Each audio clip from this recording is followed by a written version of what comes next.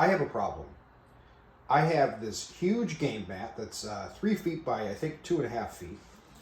And I'm in the middle of running a Kickstarter campaign for Feet First into Hell, which is a gunplay-heavy sci-fi skirmish war game. And I don't really have enough terrain to fill the board in a way that feels modular and fun. I've done terrain builds in the past. In fact, I've got tons of terrain, but nothing quite fits the aesthetic that I'm going for of a bombed out, ruined, far future world. I've done some of the basic 40K style cathedral, arched windows, dollar store foam board EVA ruins. I've even used straws as piping. And together, they do look okay on the board. Let's put that at an angle where you can see it. And they are fun. That's not the problem.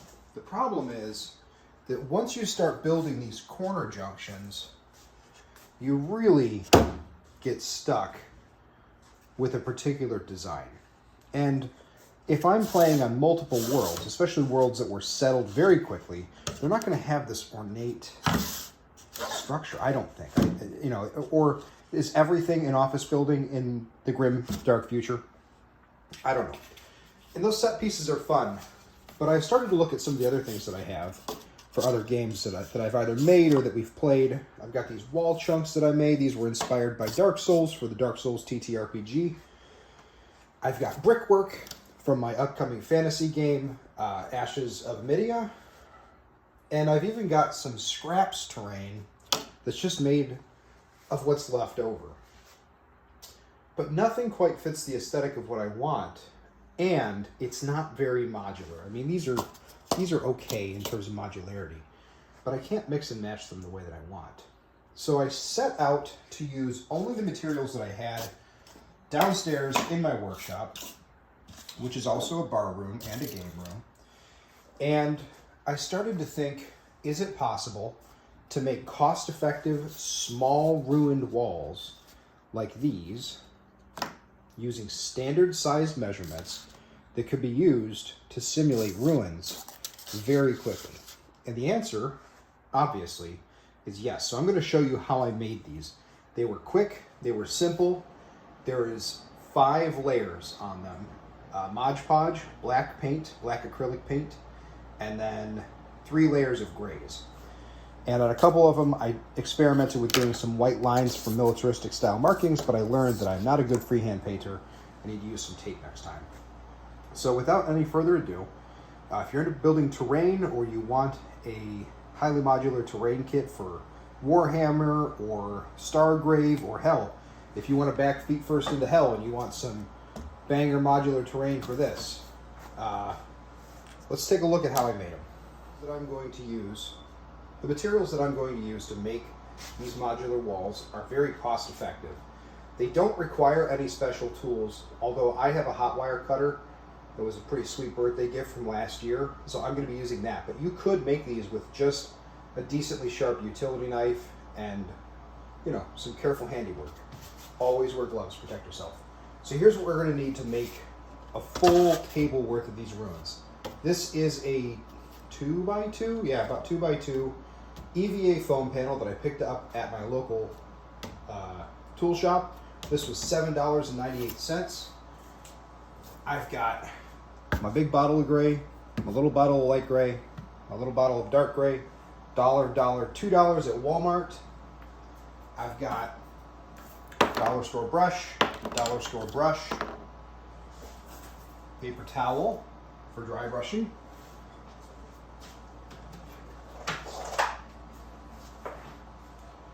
my hot wire cutter, my Proxxon with, look at that, little mushroom of hot glue, weird, and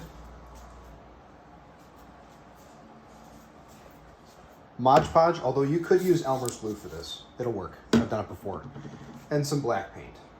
That's it. That's everything you need to make an entire table full of those modular ruins like I just showed you. So I'm going to cut to the process of me making them. It's going to speed up, and I'll pause periodically to show you some of the specific cuts that I'm making and explain what's going on. Okay, so the first thing that we are going to do is just take a quick look at how I have this modular terrain set up. Oh, probably baby food. So we want to have a roughly standard size to these panels to make them modular. So there are two main components that go into each one. First of all, you've got the wall components. You can see I've broken these up in order to give it a naturalistic bomb looking feel. Not very natural, man-made, but whatever. And then we have the corner joist components. These are standard squares. These are about 1 centimeter thick, I think is what that is. It's one grid line anyway. And I cut them into panels that are between 6 and 10 inches long, or 10 grid lines long. I think it's centimeters. So we need to begin by cutting the big foam panel into those standard size heights, and then we can thin them out into the correct sizes. So I've found that about 10 seems to make for a pretty good one-story size at the James Workshop / one-page rules / 28 to 35 millimeter range. I'm not an expert though. I'm a professional idiot, so believe what you will.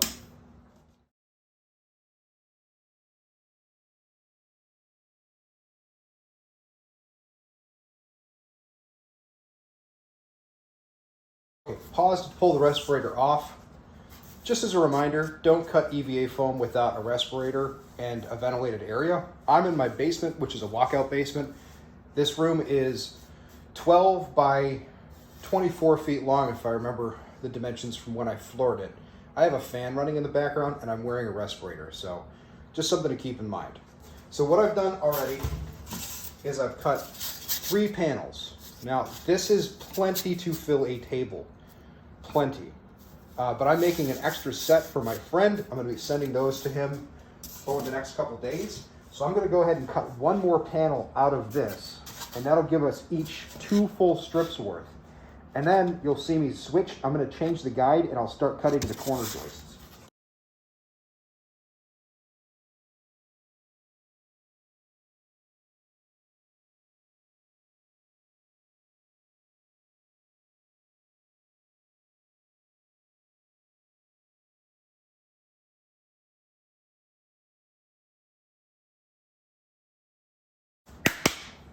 Okay, so now I've switched the guide to 2 centimeters.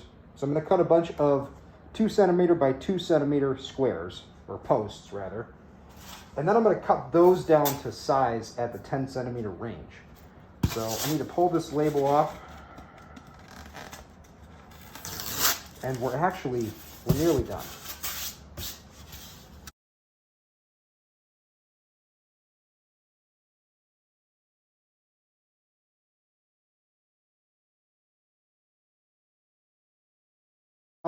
Are a bunch of roughly 2 by 2 square. Now, a guy got a little off there at the end. Roughly 2 by 2 square posts that are going to serve as the corner joists for our buildings. So at the moment, we have this conundrum where the posts are roughly as wide as the actual foam themselves. So now we need to thin out those walls. And this is where being able to fill the whole board with the foam walls becomes a reality, because these 4 slats that I cut are actually going to become 2 walls apiece. Fit for the wire melt. So I go a little bit closer to 1 1/4 centimeters. It should be, yeah, that'll do. All right.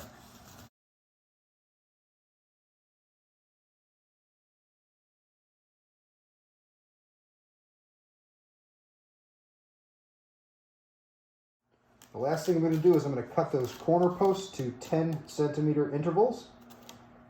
Excuse me. And that will leave us pretty much where we need to be, so we can start texturing the wall panels at that point.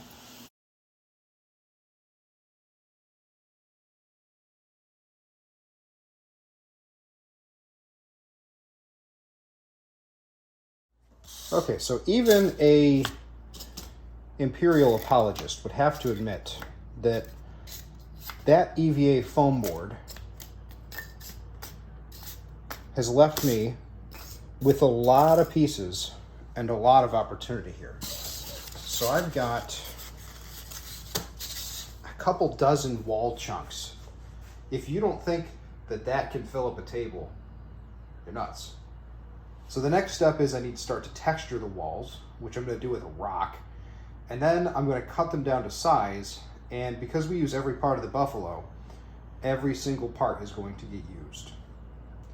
So there's even more terrain here than it seems. The other thing that I cut before I jump cut to the speed cut is I had some spare rough edges. So I cut this off, and I cut that at a 30-degree angle for kind of a buttress, give just a little bit more flavor. So break out the rock tumbler and break out my pushing rock, and we'll come back just in a second to see what it looks like once all the panels are textured. Okay, at this point I've got all except for the 2 extra long panels textured, which I'm going to do with a rock very quickly just to show you what that looks like. The whole process took maybe 15 minutes to texture everything using the good old-fashioned rocks in a coffee can method. So I'm going to grab one of these. I've got one that I prefer. It's the biggest one in there. I like it because it's got a flat edge. It's got some sharp edges. So I can just take a couple of these panels and I just press it firmly in. I think a lot of the time people overthink texture and they're not sure if it looks real. It doesn't matter if it looks real. On the tabletop, it's going to look okay because dry brushing is magic. It brings out all the features that you can't see when it's just green or pink or white or whatever color it is that comes in your hardware store. So just go to town, give it a good thrashing. It's okay if bits and pieces come off the edges because it makes it look a little bit more war-torn that way, doesn't it? It's like something gouged it out. So that's okay. If pieces break off, I realize I'm doing that off screen. If pieces break off the edges, lean into it. This wall is now really damaged by something. And save the big chunks that fall off for later because we can use them to make some scatter terrain. So I'm going to do one more panel, just again to show you how quick it is. Rotate that wrist, use the elbow, use your fingers to manipulate the rocks so that you don't get an overly textured look.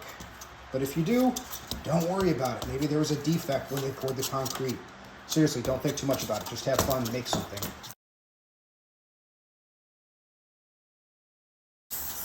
Now this looks horrendous now, but once it's got paint on it, it's going to look a lot better.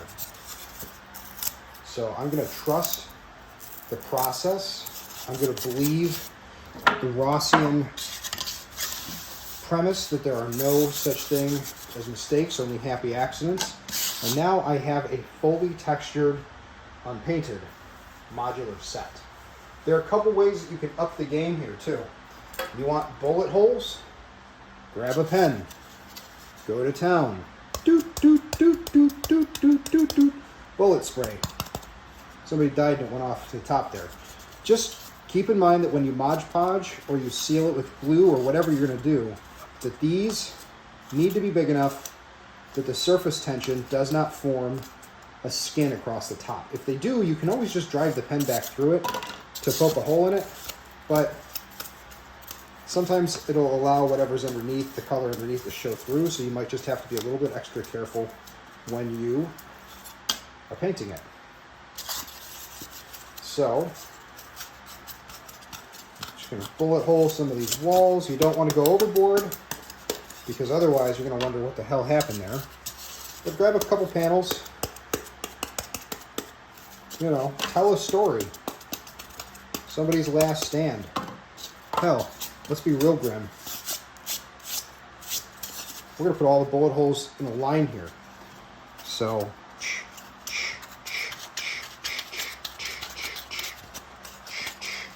firing line happened there.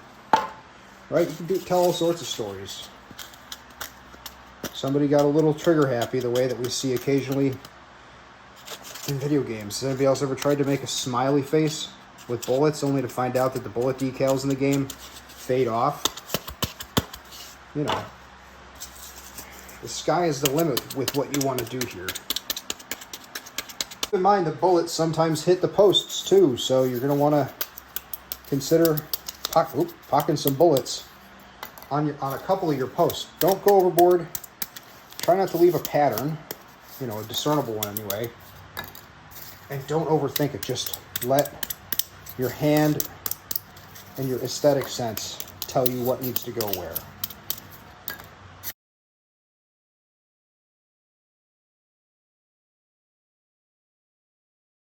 That's always the goal, is that on the board, it looks plausible enough that it doesn't distract your brain from rolling dice, playing with your friends, shooting the shit, drinking beer, whatever it is that you're doing.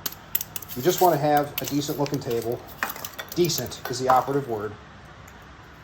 So you can play. That's the whole goal, right? Be cheap, be efficient, be generous.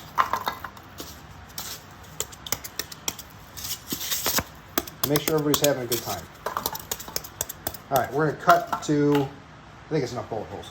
We're going to cut to damaging some of these panels now.